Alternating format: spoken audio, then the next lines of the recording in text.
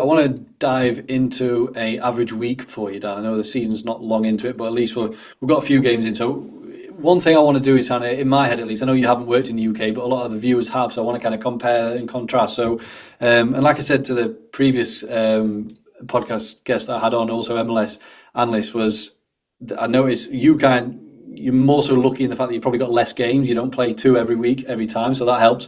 But then on the flip side, some of your away games are 5, 6 hour flights, so it kind of could potentially balance out. So you mentioned you played on, so what day are we on now? So you played 2 days ago, if that's right. Is that right? Yep. Yeah. So I think you mentioned before we started recording, so you're given basically 1 or 2 days off, but you're still kind of doing bits of work as typically what an analyst would do. So can we just kind of work from post match? So in terms of the final whistle's gone for that game, what are you thinking about, and what is your next few days looking like basically after that particular game finishes? Yeah. So the Thursday before this past Saturday, the Wednesday or Thursday, I've already started the analysis for the upcoming match, for this coming Saturday's match. And part of that is downloading the matches, the video, getting XML files into the video, lining them all up, all the sort of grunt work that goes into making the actual analysis process as simple as possible. As a staff, we use Dropbox, which really helps us collaborate on different files and makes my life easier, so I don't have to always give a hard drive to different coaches, and we can all keep files centrally. So that's great and very helpful. I'll try to have an opposition folder set up with the last 4 or 5 matches of the opponent all with an XML, preferably with one match analyzed by me already, which is a similar match, similar opponent to how we're going to play. And, try to have that folder as complete as possible with the set pieces and, the matches and any data reports that we already have. But, once the match itself ends, I'll make sure, all the tags are in the file. I'll give it to the coaches on a hard drive in the locker room right afterwards. And then basically my attention will turn to the next opponent. Like I said, hopefully I've been able to tag a match already by myself. If not, I'll usually sit on the plane and try to get a match out of the way already. It can be late, but I usually can't sleep anyways after a match on the flight back. So I'll try to get something done there.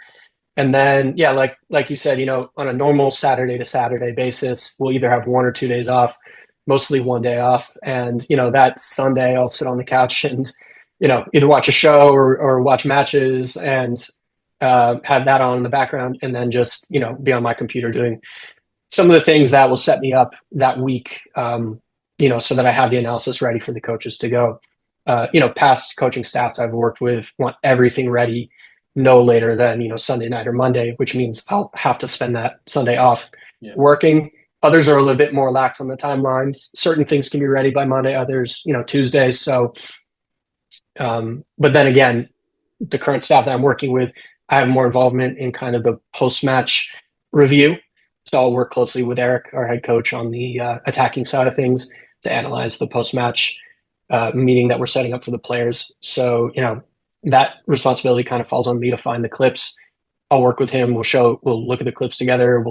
He'll say, all right, we need to illustrate this or add in this clip here.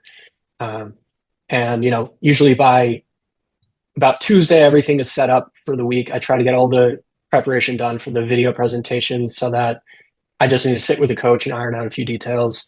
And then, leading up to the match on about a Thursday or Friday, I'll work with the coaches on some animations, tactical animations that we show the players on match day in the locker room, just so they get a picture of what we've been working on tactically.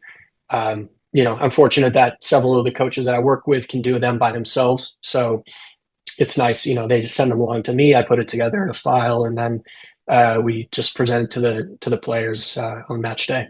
Yeah. So say match day's kind of Saturday night, whatever. So then you mentioned maybe a day off, and then show the debrief, like the presentation to the players. Would that be on a Tuesday then? So would that be the whole team in basically post-match looking at the game just gone? Is that what you mean? Yeah, so we'll split it up. So the Tuesday is usually the defensive debrief, and then Wednesday will be the attacking debrief. Okay. We want to give them a day off to rest their brains. So Monday is usually that day where we don't hit them with any video. Throughout the week, coaches are pulling players aside, doing small group meetings, going over certain things with maybe the defending group or the attacking group.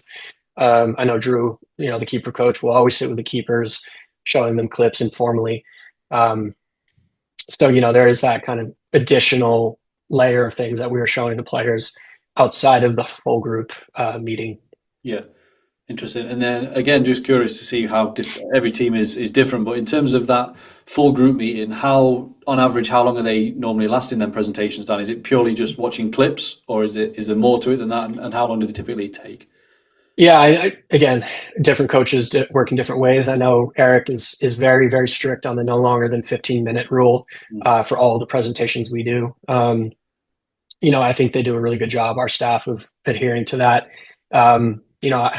I think it's anybody who knows football players knows that you know attention spans are limited to certain amounts of information and just time. So it is important to kind of meet them halfway and not give them too much, but also make sure what you're showing has substance in it.